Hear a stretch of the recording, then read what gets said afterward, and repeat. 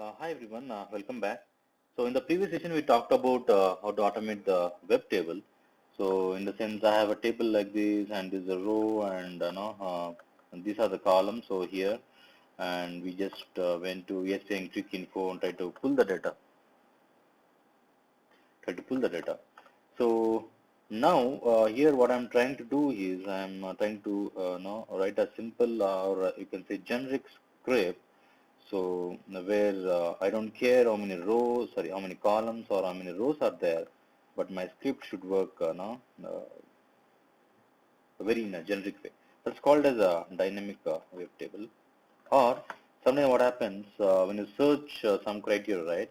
Your row or a column is dynamically changing. So each time I can't get the XPath of individual stuffs and write a script. So I am to write a very generic code for that now. Okay, I enter a very generic code. So how to do that? So what I mean, tomorrow, somebody can add a new column, okay, or new column, or they can add a new row also, or things like we have an application. Whenever I search, dynamically the data are getting changed. So whenever there is a change, your TRTD structure, everything will get changed, is it? So I want to write a very generic code to solve this problem. So I'll take one typical example. I'll go to W3 Schools. It's a very popular website where you can get a lot of basic stuff.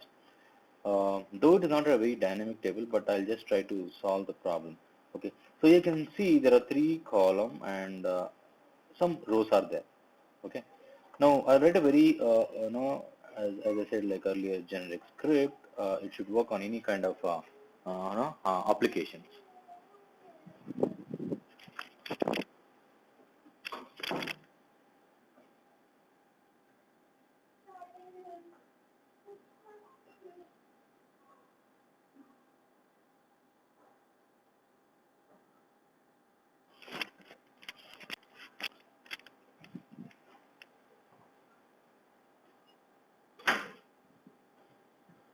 Okay, sorry for that. I had a break. What I meant was like I'm going to write a very dynamic code now. So what I'll do, I'll try to analyze the XPath. As usual, I'll go to inspect element and let me try something. So this is a row, and I'll copy XPath and go to Notepad somewhere. Put this, and of course, I want to get the value of the next column. Of course, it will be in a TD. Copy XPath and put it over here. So earlier code, what you are trying to separate this data and put a logic, and you're trying to do, right? So I know very well that each row, it will be always in a TR tag, and the TD it will be in a column tag. So what I'll do now, I'll write a simple logic, to uh, dynamically get the how many TRs and TDs for a given case. So, okay, just hold on.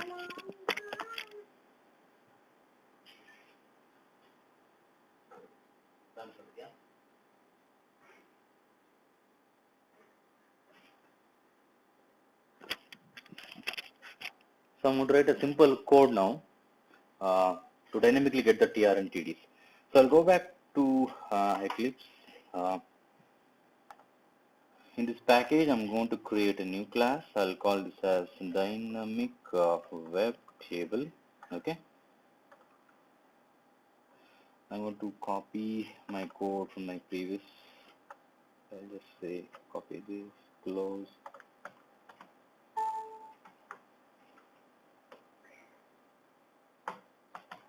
Okay. I'll just add the throws exception. I want to remove this. So what is my site? So it says W3 schools dot tags. Go to this table. Okay. So here, what I'll do, I'll try to get the. I'll write some simple script saying that I'll create a web element. I'll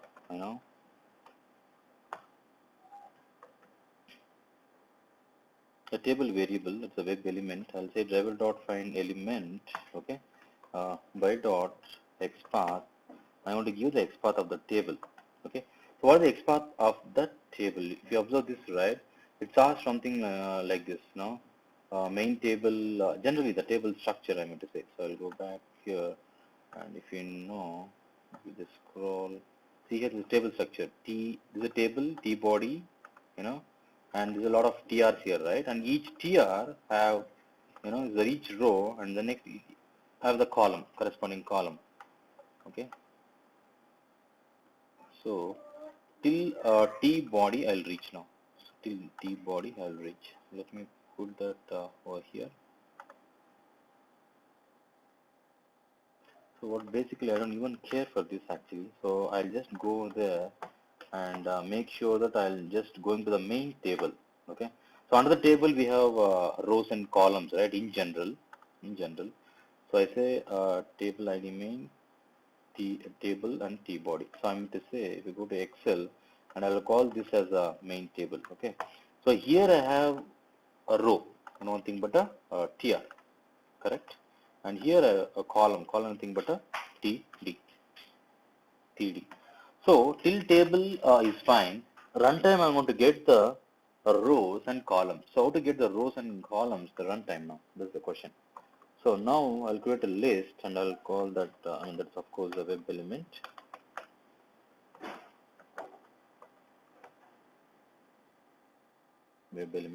I will call that as a row, okay, is equal to table dot, find elements by what? You remember that we tried with the span, with tag name with option in the previous session. So tag name is tr, okay, tag name is tr. Now I'll just print the size over here. Let's say row dot size.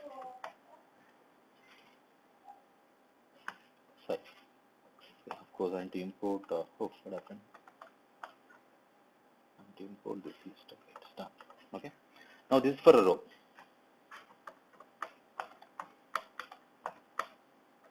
Rows basically, not row. And now I want another for loop, simple for loop. Okay, I'll go inside the for loop now, and I'll try to access the column,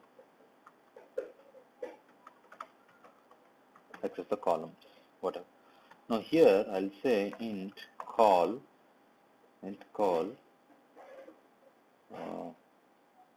Sorry. First I need to go to the rows and then column, right? Okay. So for int row num is equals to 1, and I'll say row num, what is the less than rows dot size. So it's row dot size and say row num plus plus. Okay.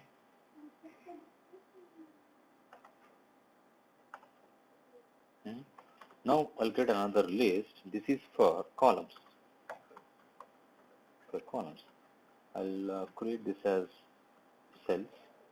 Okay. Now here I'll say row. Okay. I'm into this row. Okay. Dot, and I'll say get the index. What is the index? The row num. Row num is my index.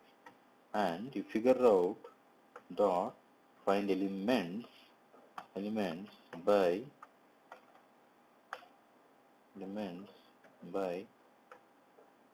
tag name what? TD. So what I'm trying to do here is each row I'll go inside and dynamically get the column. So each row I'll read and get the column. Each row I'll get and get the column. How many columns are there? So if you say columns are 3, then automatically each row will try to get the value out of it here. It's called as a cell now. Cell 1, cell 2, cell 3. And basically it will be like 1, 1, 1, 2, 1, 3 kind of a combination. Okay, so for that, let me print the size now. So just a verification. Cells dot size.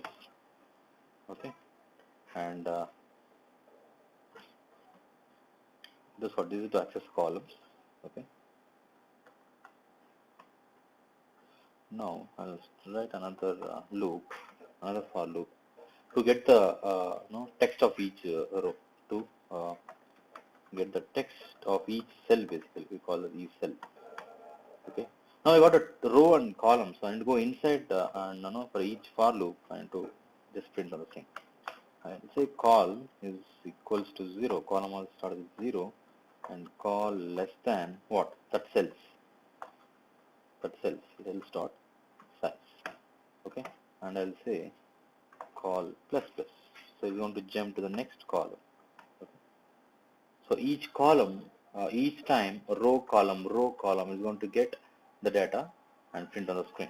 So when I say sysout, I'll say cells dot get what, column number, call, and I'll say uh, dot get text. This is the original value. It's going to get the text. Just make it as a separator now, and here I say sysout println. That's it. So this is for a row, dynamically getting the row. A column, I'll just prepare the cell and I'm going to access that one by one. When I say right click and run as a Java application, right, it should start. It should open W3 schools and wait for some second. It'll go to the particular table, this table, and dynamically get the row with the TR, okay, with the TR and with the TD, and traverse to each cell and get the text. That's what we are trying to do. So this will be very dynamic in nature. It's very dynamic code. I don't care about how many columns, how many rows are coming up. So I don't care about any of the things. So this code should work for any kind of application. So okay, it's taking some time to load. So what I didn't run this. So it's running.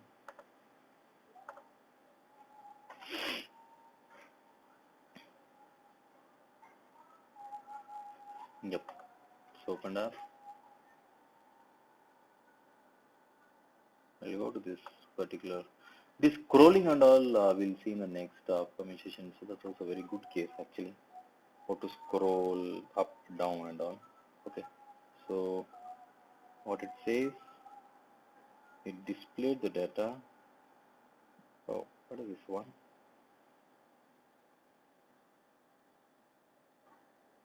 Okay. After that, what it's trying to do?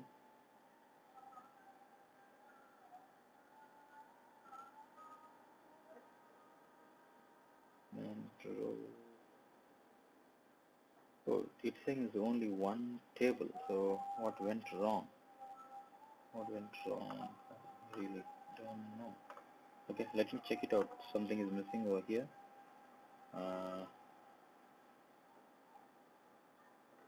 Element table. This is my list of element rows. I'll say table dot find elements by tr. The tag name. Why it's giving only?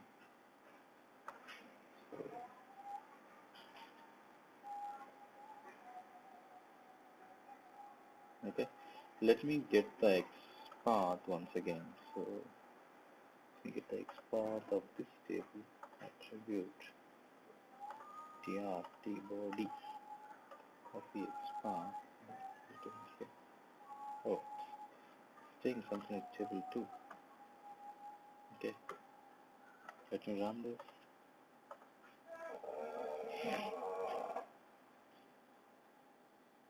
I think this is a copy paste problem. Somehow I missed this out. So let me check it out. So I'm going to run this now.